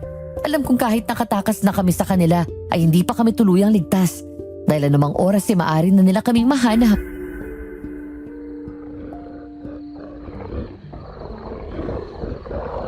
Nurse Camila, sa tingin ko, tapos na ang pagtatago natin at kailangan na natin silang harapin. Magmadali ka, Nurse Elena. Dahil sigurado akong naghahanda na din sila Aling Rosa at iba nating mga kasama sa labas. Eto, kunin mo. Kailangan mo yan bilang proteksyon. Saan galing ang mahaba at matalim na bagay na to, Nurse Camila? At itong baril, saan niyo nakuha to? Kapag nagkakaroon ng pagkakataon si Aling Pilar, ay may inuutusan siyang tao para dalhin sa amin ang mga yan. Napakamautak nila para gawin yun. Sabay kaming lumabas ni Nurse Camila sa maliit na kubong pinagtataguan namin. Nakita ko kung paano nataranta ang iba pa naming mga kasama na nakaligtas sa kasunduan. Pangamba, walang katapusang takot. Iyon ang mababakas mo sa mukha nila. Noon hindi ako naniniwala sa mga aswang, pamahiin at mga kwentong katatakutan dahil para sa akin lahat may paliwanag ng siyensya. Bilang isang nurse, iyon ang naging paniniwala ko. na kahit ipanakot sa akin ang mga yon nung bata pa ako, walang talab sa akin. Pero dahil sa mga naranasan ko at nasaksihan sa lugar na ito, nag-iba ang mga paniniwala ko. Sa buong buhay ko, hindi ko naisip na makakaharap ako ng mga ganitong klase ng mga nilalang, mga aswang, mga halimaw. Tapos na ang pagtatago. Kailangan ng matuloy ang naunsaming kasunduan. Kayo na ang mga itinakda at pinili kapalit ng katahimikan at kaligtasan ng baryong ito. Itigil niyo na ang lahat ng ito, Mang Pedring. Hindi ba kayo naaawa sa mga tao dito? Tignan mo nga naman ang ipinalit sa tunay na alay. Tignan natin kung hanggang saan ang tapang mo, Nurse Elena. Kayo dapat ang pinatatahimik at hindi ang baryong to. Kung hindi dahil sa kasunduan at kung hindi dahil sa amin, matagal nang wala ang San Isidro. Mas nauna kaming namuhay kesa sa mga tao dito. At sinira nila ang katahimikan ng aming lugar. Kaya dapat lang napiliin din sila kapalit ng kanilang tuluyang pananahimik. Nanginginig man sa takot, pinilit kong tibayan ang loob ko. Lalo pat hindi na mga ordinaryong tao ang mga kaharap namin ngayon. Nagbago na ang kanilang mga anyo. Ang dating payat at kubang si Mang Pedring wala na. Sa harap ko ngayon ay isang nilalang na may mahabang kuko, balat na parang kaliskis, mga matang kulay pula at mga pangil na tila sabik sa laman. Si Kapitan Basilio ay hindi ko na rin halos makilala. Ang dati makinis at pamilyar na mukha ay napalitan ng magaspang na balat na tinahak ng itim na mga ugat. Ang kanyang mga mata, itim na itim, walang bahid ng awa ang makikita sa mga ito. Sa kanyang katawan ay may mga marka, mga simbolong hindi ko maunawaan. Parang mga dasalo, sumpa na nakaukit na sa laman. Sa kanyang likuran, makikita ang malalaki niyang pakpak na kahawig ng paniki. Mahabang kuko na kumikintab sa dilim na handang manakmal anumang oras. Napatingin ako sa paligid. May mga nilalang din na nakasuot ng itim at mga salakot. Hindi ko makita ang mga mukha nila at hindi ko na rin siguro makikita kung tao pa ba sila. Tahimik sila nakapaligid. Mga aninong tila bahagi na ng dilim. Sa kabilang gilid ni Kapitan Basilio ay may dalawang mababangis na aso. Ngunit hindi sila normal. Ang laki ng mga ito ay doble sa karaniwan. Ang kanilang mga pangil ay nakalitaw. At mula sa kanilang mga bibig ay tumutulo ang laway na nahaluan ng dugo. Nakatiting sila sa amin. Mga halimaw na naghihintay lamang ng isang utos bago kami lapain. Mga wala kayong puso, lalo na ikaw, Kapitan Basilio. Wala kang awa. Imbes na ipagtanggol mo ang mga taga-baryo, pinahain mo pa sa kapahamakan. Manahimik ka, Nurse Elena, dahil wala kang alam. Kaya mamili ka. Sila o ang buhay mo. Makakaligtas silang lahat. Pero sasama ka sa amin at itutuloy ang kasunduan. Basilio, tama na pakiusap. Mahal kong Camila, para sa iyong ginagawa kong ito, ayaw mo ba akong makasama at mabuhay ng matagal? Mas gugustuhin ko pang mamatay kesa makasama ang isang tulad mo. Na hindi ko papayagang mangyari, Camila. Kuhanin ninyo na si Elena. Ngayon din! Sa utos na yun ni Kapitan Basilio ay lumapit sa akin ang mga nakasuot na silakot na itim. Sinubukan kong manlaban gamit ang mga binigay na proteksyon sa akin ni Nurse Camila. Ngunit maski ang mga yun ay wala nagawa dahil bawat hampas ko sa kanila ay tila walang nangyayari. Parang tumalbog lang ang patalim sa kanilang mga katawan. Bitawan niyo ako! Camila! Aling Rosa! Tulong!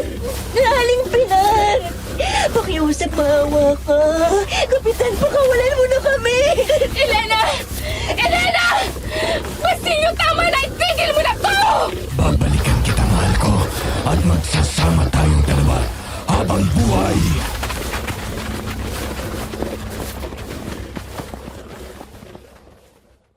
Hindi ko alam kung gaano ako katagal nakatulog. Ang alam ko lang pagkagising ko kanina ay nasa malalim na lugar na ako. Sinubukan kong gumalaw pero hindi ko kaya. Sobrang bigat ng katawan ko. Nakatali ang mga paa at kamay ko. Nakahiga ako sa isang malaking bilog na ginuhit gamit ang pinagsamang dugo at uling. Napapalibutan din ako ng mga itim na kandila. Umahalo ang masangsang na amoy na parang nabubulok na laman at dugo. Sa usok ng mga kandila, pinagmasdan ko ang paligid. May mga tao sa dilim. Hindi ko sila makita ng malinaw pero ramdam ko ang presensya nila. Ang mga mata nilang nakatutok sa akin. Gusto kong sumigaw. Gusto kong tumakbo pero walang lumalabas sa bibig ko. Parang kinain ng dilim ang boses ko. May mga bulong, mahina pero paulit-ulit. Parang may hinihintay. At doon ko siya nakita. Si Mang Pedring na binubuklat ang isang itim na makapal na libro at parang may binabasa. Doon ko napagtanto na mag-uumpisa na ang ritual, ang kasunduan na napili at susunod na alay. Liwanag at dilim, dugo at buhay. Los Tenebre, Sanjes et Vita. Pakinggan ang aming daing sa banal na kasunduan. Katahimikan ay mananatili. Hudyok no morem nostrum in vodere sacro silentium maneber. Ang pinili ay darating. Ang pinili ay kukunin. Accipe sacrificium, accipe vitam. Tanggapin ang alay, tanggapin ang alay. Panginoon na nasa langit, kayo na pong bahala sa akin. Electos andinied, electos os peretur. Tanggapin ang alay, tanggapin ang buhay, tanggapin ang pinili. Accipe obligationem, accipe vitam, accipe electum. Sa aming paghinga, kayo'y mabubuhay. Sa aming dugo, kayo'y mananatili. In spirito nostro vivetes, in sangue nostro minimetes. Sana marinig nila itong panalangin ko at mahanap kung nasaan ako. Habang nagpapatuloy ang kanilang dasal ay patuloy ding nangihina ang katawan ko kasabay ng paghigpit ng mga taling nakagapos sa akin. Sa pagdako ng aking tingin kay Mang Pedring ay tila nakakita ako ng konting liwanag at pag-asa. Sa likod nito ay biglang lumitaw si Aling Pilar. May hawak itong patalim habang sa kamay nito nakapulupot ang rosaryo na palagi nitong daladala saan man ito magpunta. Sumenyas ito sa akin na huwag akong maingay. Unti-unti kong tinaas ang kamay na may hawak na kutsilyo tsaka sinaksak ang likod ni Mang Pedring. Tumagos ito sa dibdib ni Mang Pedring kasabay ng pagtigil ng ritual at unti-unting pagluwag ng mga tali sa katawan ko. Sa bilis ng pangyayari ay hindi ko agad nakita ang mabilis na paglipad ni Kapitan papunta kay Aling Pilar. Sinakal niya ito, dahilan para umangat ang katawan ni Aling Pilar sa ere habang sakal-sakal siya sa leeg ng aswang na si Kapitan Basilio. Aling Pilar, itawan mo siya! Kapitan! Tumakbo ka na, Elena! Iwan mo na ako! Hindi ako aalis, Aling Pilar! Kailangan nang matapos to! Masyado kang pakialamero. Tantanan mo na kaming halimaw ka! Mabilis kong kinuha ang kutsilong ginamit ni Aling Pilar na panaksa kay Mang Pedring at dahil sa puso tinamaan ng matanda, naging abo na ito kasama pa ng ibang aswang na kasama namin sa loob ng kuweba. Akala ko matatapos na doon pero hindi pa dahil nandito pa ang pinuno nila. Sa paglapit ko sa likod ni Kapitan Basilio ay mabilis kong inhumang ang kutsilyo sa kanya ngunit tumalsik lamang ito.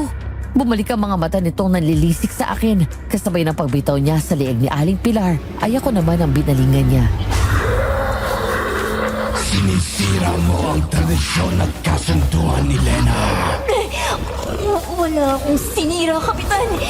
Kayo mismo ang sumisira sa sarili niyo at sa baryong to! Ano man ang nasimulan ay kailangan tapusin.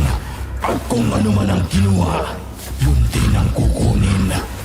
Pinatay niyo si Mang Pedring at ikaw, Elena, ang kapalit. At magpapatuloy sa naudlot na kasunduan na matagal nang dapat naganap. Kapitan, maawa ka! Itigil mo na to! Alam kong may natitira pang bait din sa puso mo. Hindi ka mamahalin ni Nurse Camila kung hindi niya nakita yun sa'yo! Camila.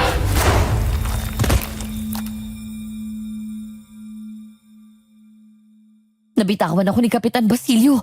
Si Nurse Camila. Binalil niya si Kapitan Basilio sa bandang puso.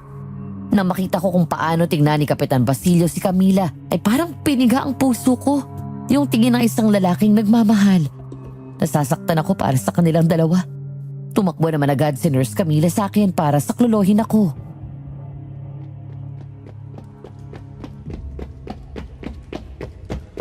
Elena! Ayos ka lang ba? Pasensya na at nahuli kami ng dating. Ayos lang ako.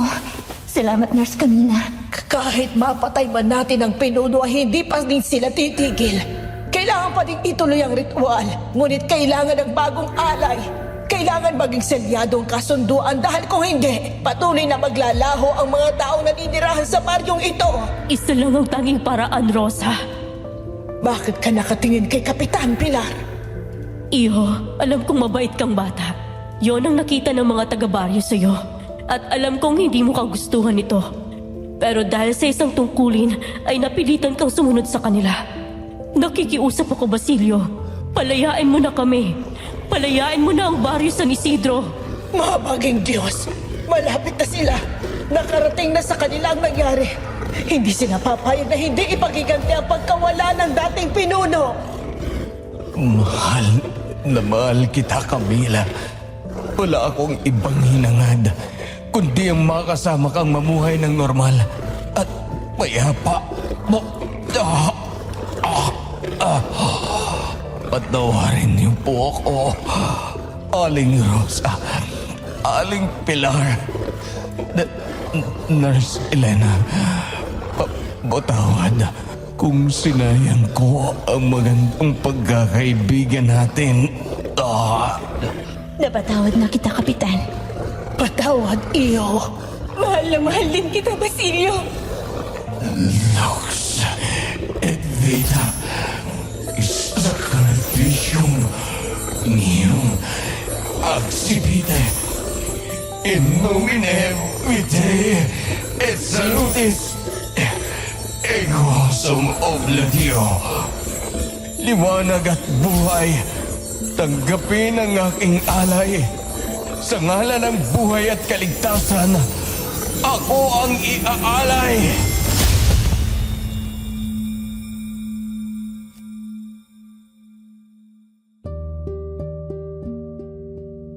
Kasabay na unti-unting pagkamatay ng mga kandila, unti-unti ring naging usok si Kapitan Basilio at sa huli, naglaho na lamang bilang abo.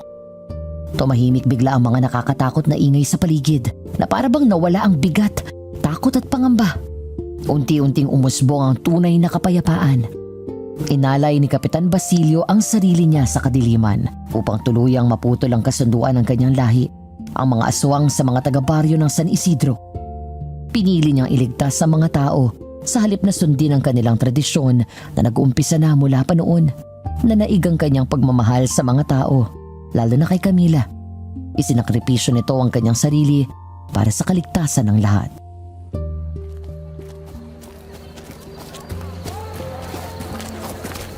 Tapos na! Tapos na! Ang tagal kong inaasam ang ganito, Elena. Yung makita kong muli ang sigla ng baryo namin. Yung wala nang nararamdaman na takot, pangamba, kahit sumapit pa ang gabi. Masaya po ako na sa wakas. Nakalaya na po ang baryo ng San Isidro. Hindi man po natin na iligtas ang ibang nagsakripisyo ng kanilang mga buhay, ay tatanawin naman po natin ang panghabang buhay ang bagong pag-asang ibinigay nila. Hindi ka na ba namin mapipigilang umalis, Iha? Pangako, hindi na ako magsusungit sa'yo. At ikaw na paborito kong nurse na nadestino dito sa baryo namin. Aling Pilar, ha? Magsiselos na ako niyan.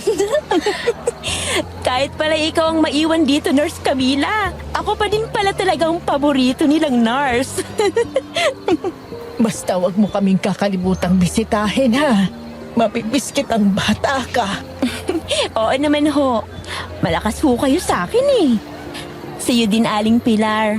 Maraming salamat po sa mga naitulong niyo sa akin. At Nurse Camila, mag-iingat ka dito ha. Ikaw nang bahala sa mga pasyente ko. Hayaan mo, sa muli kong pagbalik ulit dito, irereto kita. Hindi sa kapitan ha, sa mayor na. Loka ka talaga.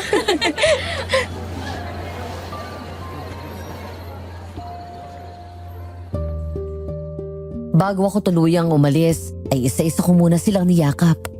Sa aking pag-alis, babaunin ko ang mga kwentong nagpabago sa mga paniniwala ko. Mga aral na kahit gaano pa kasama, may karapatan ka pa ring mabigyan ng tsansa na magbago, tanggapin at patawarin. At oo, gabi akong babiyahe pabalik ng Pampanga. Hindi na ako takot lumabas sa baryong ito kahit abutin pa ako ng anong oras man dyan sa labas. Dahil tapos na. Wala na mga taong biglang maglalaho. Wala na mga taga San Isidro ang tatahimik dahil sila'y pinili. Ang manatili na lang dito ay ang paghahabang buhay na katahimika.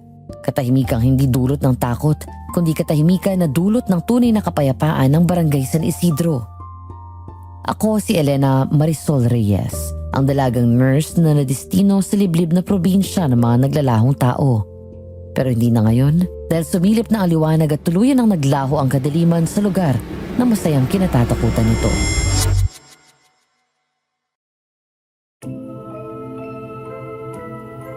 Isang kwento na tungkol sa katapangan. Yun ang pinakita sa atin ng sender natin ngayon. Kung meron man kayong gustong ibahagi ng mga opinyon tungkol dito sa kwento ni Elena, pwede niyong ilapag dito. Please like, share and subscribe na rin sa ating channel, Kwentong Takip Silim, for more stories. Maraming salamat.